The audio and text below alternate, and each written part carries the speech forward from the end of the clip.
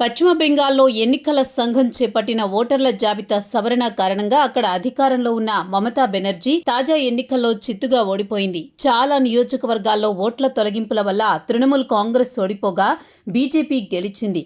ఈ నేపథ్యంలో ఎస్ఐఆర్పై ఇప్పటికే పార్టీ నాయకుల్ని అప్రమత్తం చేస్తున్న వైసీపీ రాష్ట్ర కోఆర్డినేటర్ సజ్జల ఇవాళ మరోసారి హెచ్చరికలు జారీ చేశారు. పార్టీ నేతలతో నిర్వహించిన జూమ్ కాల్లో ఎస్ఐఆర్పై మరింత అప్రమత్తంగా ఉండాలని సజ్జల సూచించారు. 175 అసెంబ్లీ నియోజకవర్గ సమన్వయకర్తలు దీనిపై మరింత అవగాహన పెంచుకోవాలన్నారు.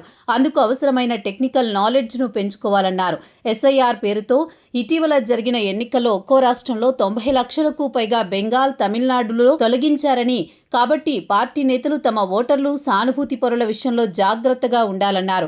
బిఎల్ఓలపై తీవ్ర ఒత్తిడి ఉంటుందని, కాబట్టి వైసీపీ తరపున ఉండే బిఎల్ఓలు ఎక్కడా కూడా సమర్థుడైన బిఎల్ఓతో సమన్వయం చేసుకోవాలన్నారు. ఎస్ఐఆర్ను అవకాశంగా తీసుకుని మన ఓటర్లను కాపాడుకోవాలన్నారు.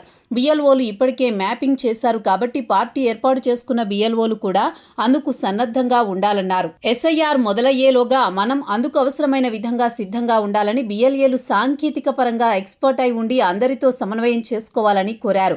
పార్టీ కేంద్ర కార్యాలయంలో ప్రత్యేక కంట్రోల్ రూమ్ సిద్ధంగా ఉంటుందని, బిఎల్ఏలకు అవసరమైన ఓరియంటేషన్ కూడా ఇస్తామని సజ్జల తెలిపారు. నిరంతరం దీనిపై దృష్టి పెడితే సార్వత్రిక ఎన్నికలను సులువుగా గెలవచ్చన్నారు. అంతేకాక స్థానిక సంస్థల ఎన్నికలు ఎప్పుడు జరిగినా గెలవచ్చని తెలిపారు.